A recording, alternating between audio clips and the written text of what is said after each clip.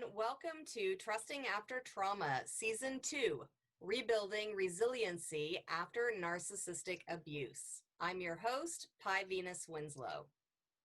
This informative interview series will provide valuable insights from experts who are dedicated to helping others heal from childhood trauma and narcissistic abuse so they can lead joyful, powerful, and fulfilling lives. Many of these professionals specialize in medicine, science, psychology, abuse recovery, personal development, energy work, and much, much more. I'm very excited to have Cherie Doyen here with us today. Welcome, Cherie. It's a pleasure to have you here today. Thank you so much for joining us. Oh, thank you for having me. I'm honored. I hope we are just magnets for helping a bazillion people. Yes, me too. So, Cherie, can you tell us how PTSD affects time? Yes, absolutely. A normal human being, say if we compared their timeline to a tree, right? Like they're going through those young adult years with a trajectory of thought that is creating some solidity, some integrity, some strength in that core, right? And then we've got this young being who, this little sapling starts out and then it gets stepped on. And then it kind of recovers and then it gets stepped on again. And then pretty soon it's, growing in a zigzag, and it doesn't have that inner core of integrity in thought, right? To create change for ourselves, like truly. Now, what I see when I work with people is like a person like that says they go up through 13, 14, right? And complexity starts entering the picture, like sex and boyfriends and what have you, right? Or meeting a narcissist or what have you. We have the tools by that point to create discernment, right? And we're used to making choices. But for a child who is getting stepped on every other day, right? They're looking down at time and they're going, okay, I got to get out of here, right? So I'm going to encapsulate that so that tomorrow I can wake up and be, quote, somewhat normal, right?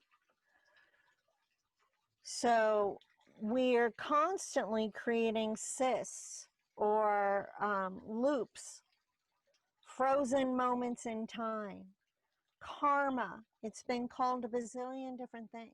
It's all the same thing. Today we're calling it PTSD because it keeps us jerking back, right? It keeps catapulting us back to that moment, to those feelings, because it really needs to be freed, right? Probably the biggest thing for myself and my clients is as we go through this cleanup on their timeline, just like it's not about the story, it's not about the emotion, it's truly releasing those loops, right? There's an instant feeling of space, right? So think about, like, if you have a beautiful necklace, the more tangled it is, the shorter that chain is, right? So while this one human being is growing into this giant oak tree, this one is like a bush. Right? And it takes so much energy to be bouncing back and forth sideways. Right? Those loops take a lot of energy. Right? It's karma. Right? It's karma.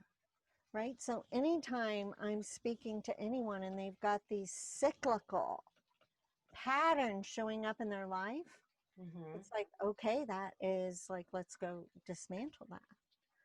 And it can truly be that simple and that easy. Now, the biggest trick of it all is learning how to live differently. Learning how to show up responsibly, with that inner responsibility for our choices, Mm-hmm. right? Science says that we are presented with 6 alternate timelines, 6 alternate choices every moment. Every moment. Wow. Yeah. I know for myself, like there was a humongous space because nobody ever really talked to me about it, right? But there was a humongous space between me not having PTSD anymore, but not knowing how to make choices and being taken advantage of all the time, Mm-hmm. right? I was just in a place where I didn't trust myself. Mm-hmm. And then I became very jaded. I became very jaded about people. And just, in a space where I just knew if somebody was talking to me, they were going to be trying to take advantage of me. So there became a whole new cycle of hypervigilance Mm-hmm. around life, right? And I Mm-hmm. think it's really important when we're coming out of narcissistic holds to understand that that's what that's about is, and some people do it with sugar. Some people do it with money. Some people do it with a whole, there's a whole array of ways to weasel you into not saying no or not making a new choice. I mean, I know for myself, there was a whole period where, like, out of the woodwork came these people that on on surface, on paper, looked like they were being really nice to me. But in reality, like, half of the nice things I didn't want, or I didn't really want to do, or I didn't want to go on that trip, or I didn't want to go on that trip with you. You know what I mean? And then, society around me was like, but that was so nice. Why do you always act like that? Right? So it's not just our abuser we're rising through. There's a whole level of society on be quiet, you know. Mm-hmm. People are being nice to you. One thing I would like to be very clear, nice and kind are two very different things, Mm-hmm. right? Anytime somebody is operating in a place of niceness, there is something they're expecting or something that they're wanting to receive from this interaction. Where kindness, there's no price, right? I had people around me and I've had clients with people around them that like were always doing nice things so that not they would feel guilty about leaving. Mm-hmm. So what I want to say with all my heart is like we have to choose. And Mm-hmm. when we talk about a space of self-care, it's imperative. Mm-hmm. The status of the world depends on it, Mm-hmm. right? Nothing's going to change until you change, until I change, and until we're like thinking in a way that serves more than just self, right? And, so we have to step into that place of self-care and be like, what do I want? Mm-hmm. Who do I want to be? Yes. Well, that's a good question because a lot of people don't know what they want. No, that's what I'm saying. Like, that's been a huge space. Like, I had this whole PTSD program, and it's like, let's bust that out. 90 days, you won't have PTSD anymore. But then they're like, but now what? Mm-hmm. Like, yeah, I'm not fearful, but I don't know what to do now.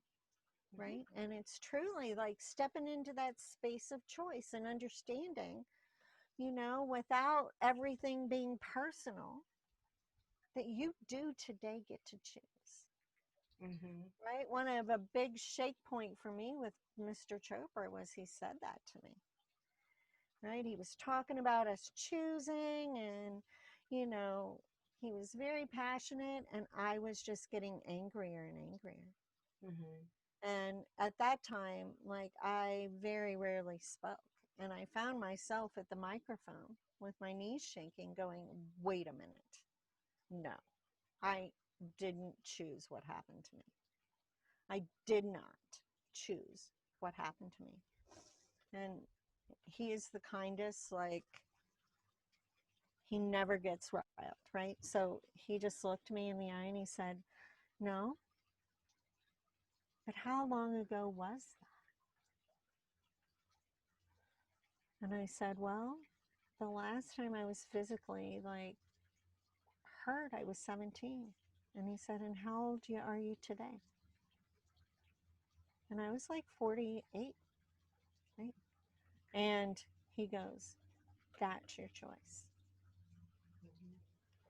And I was furious. I didn't go back for a long time, right?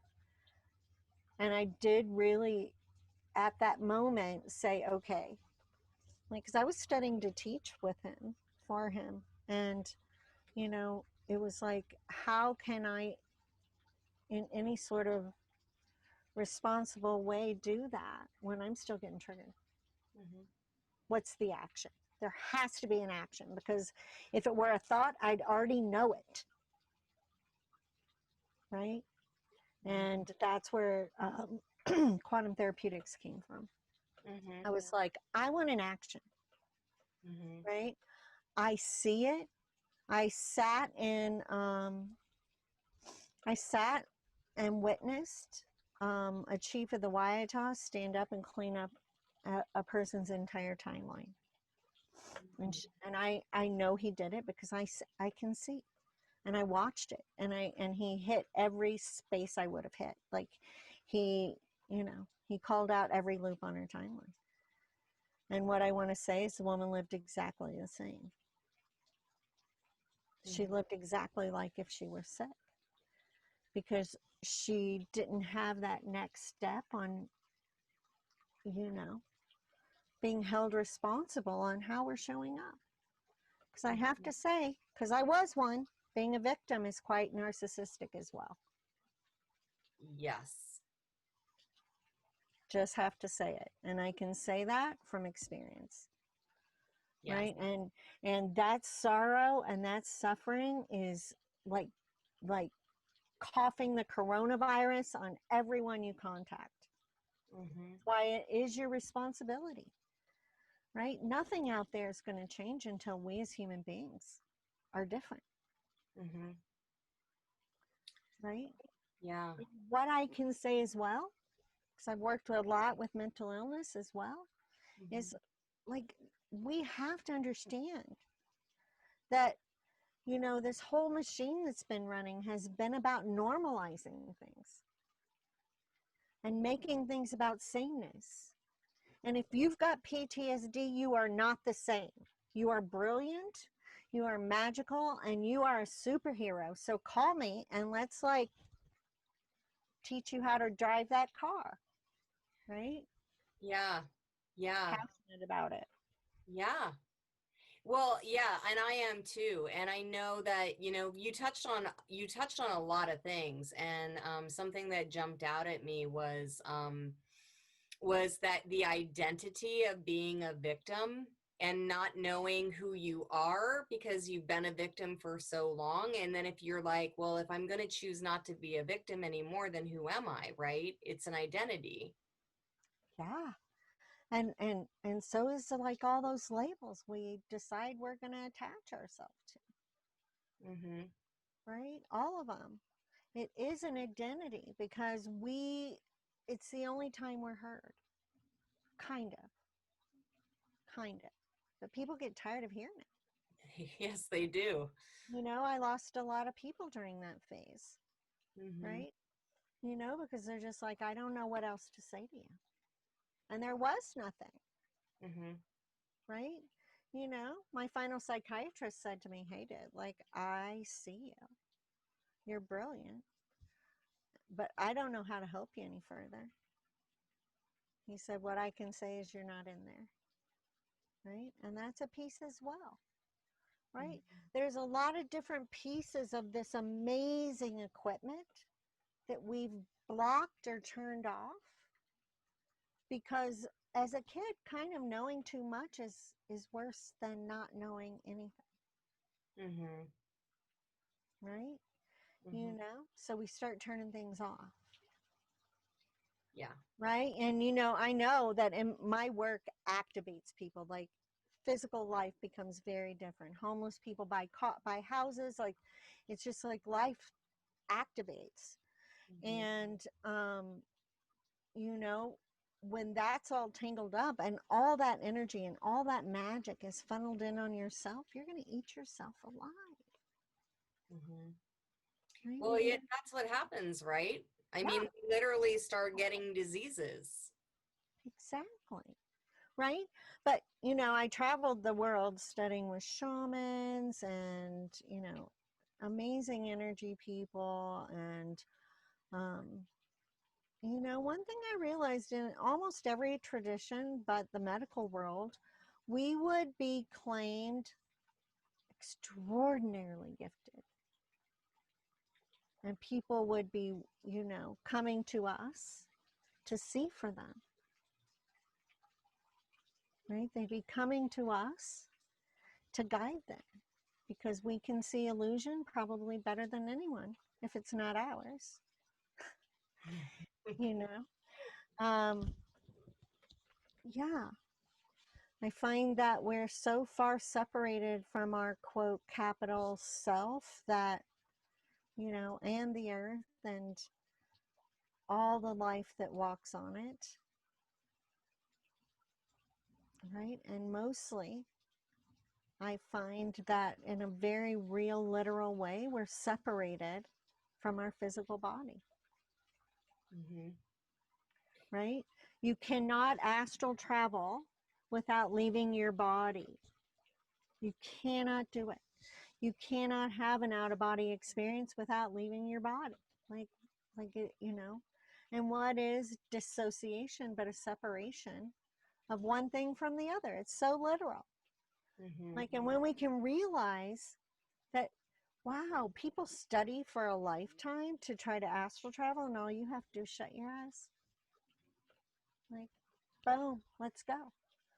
And I was working with this little girl today because one of my gifts is to be able to see what you're seeing, Mm-hmm. right? And it's pretty rare, actually, from what I understand. I don't know. But I was working with this little girl today, and she said, "Show me magic." I said, "Okay, see if you can come with me." Right? And boom, she was right there in my timeline.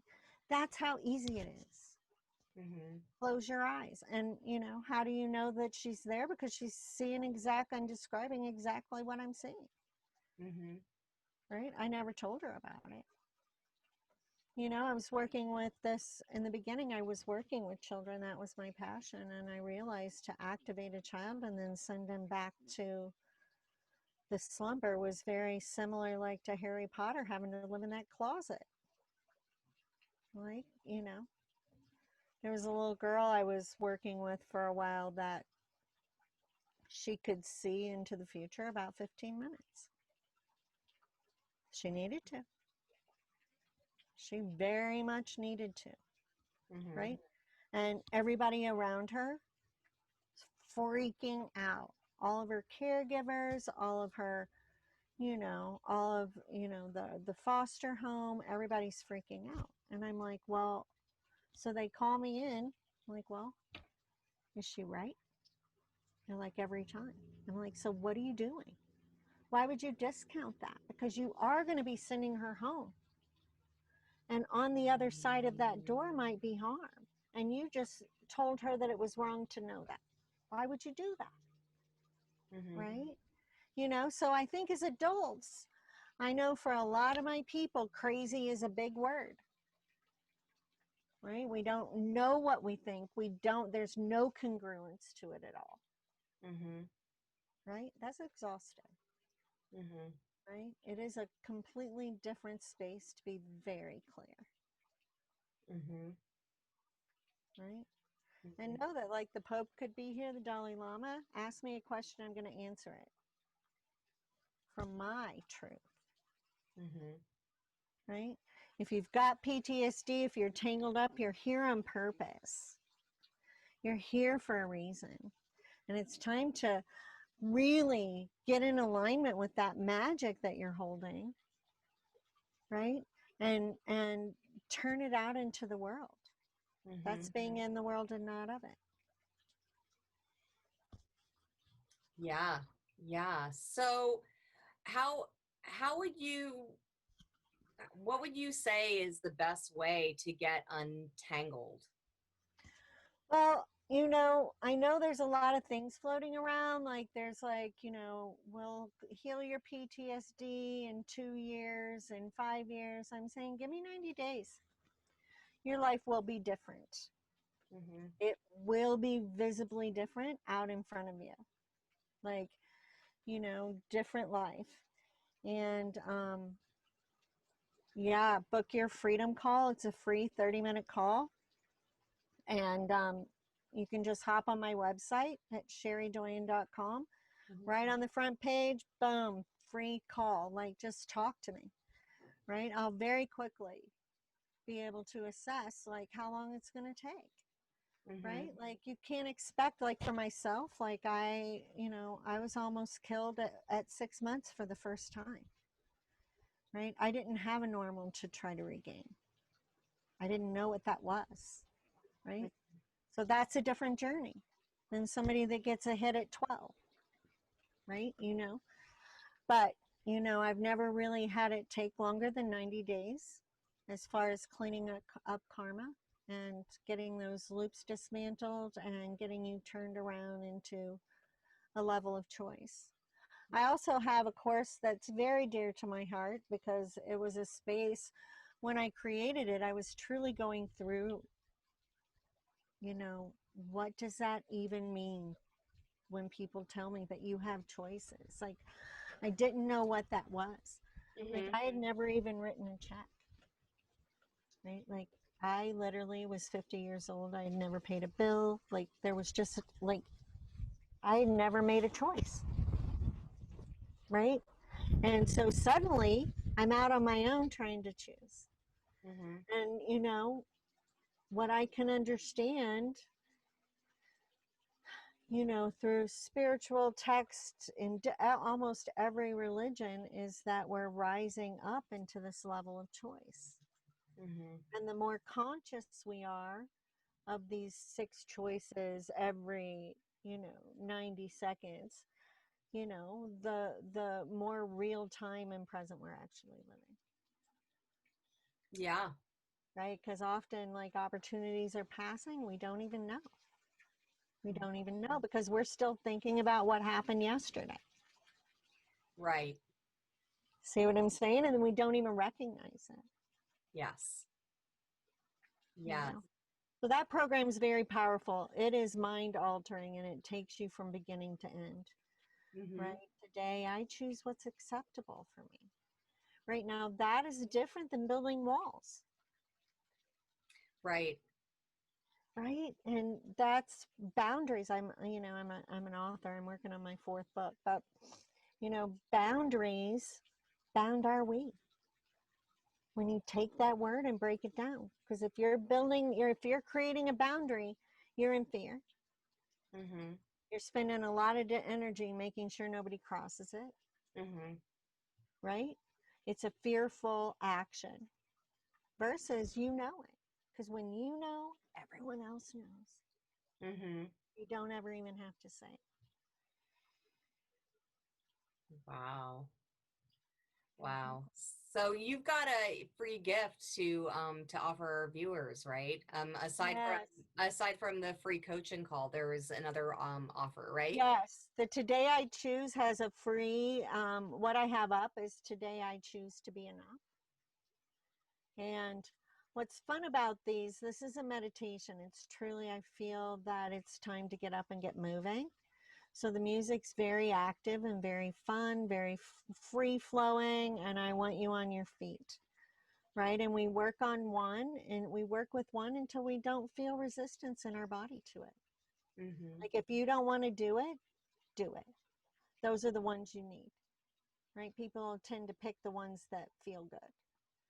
No, we want that one to feel good.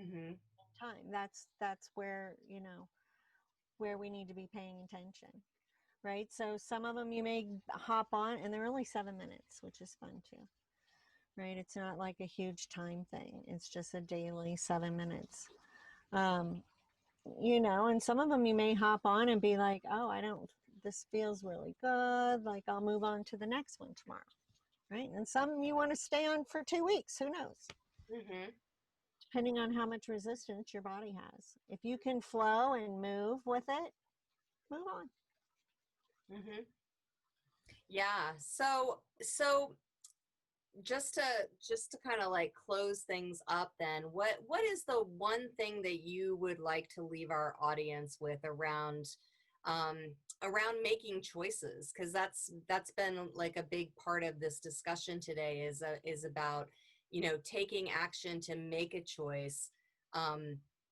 What would you like to leave our audience with? What's one thing that you really want to hit home? Most often, if you're being dominated, you are the power and someone is afraid of you.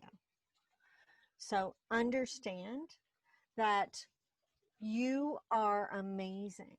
You are here for for a reason, and the only person that doesn't know that is you. Right? You know, the amazing teachers say we're going to walk away from our mothers and our fathers and our sisters and our brothers to do what we came here to do. Right? It's time to rise up from that and understand that you're important. You're here for a reason, and we need you. The world's not doing so good with the other side being in control of it. So let's let the magic fly and hop in. Those Today I Choose, like, so reasonably priced, because I'm just like, do it.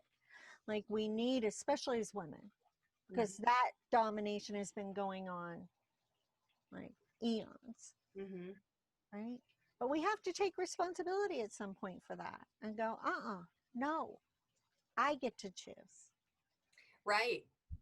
Yeah, and making a choice for ourselves, making a choice to invest in ourselves, making a choice to commit to doing the work, to No learning. one else is going to do it for you. And Right. even if you go back to the great teachers, they say it's you that heal you. It's you, right? I will never claim to heal you. I will show you how. I will open the doors for you. We will find those nuggets of information. We will find those trapped pieces of you. But Mm-hmm. you have to do it. There is no magic wand. If there was, I would have it. Love magic. There's no magic wand. There's no magic pill. Like, it's truly like putting a puzzle back together. And we can do that very quickly. I'm very good at puzzles. Wonderful, wonderful, Cherie. Thank you so much for sharing your wisdom and your free gift with us. Yes, for sure. Hop on there. I love it. I love it so much. Thank you for having me. Thank you. And you'll be able to find those links below this interview. So remember to keep checking your email so that you don't miss out on the amazing interviews in this series. I want to thank all of you for joining us today for Trusting After Trauma Season 2, Rebuilding Resiliency After Narcissistic Abuse. And we're just going to keep continuing to explore with our experts on how we can rebuild resiliency after narcissistic abuse so we can heal our bodies, our mind, and our spirits, so that we can live joyful and authentic lives. So we will see you soon. Thanks so much. Thank you. Thank you so much. Bye.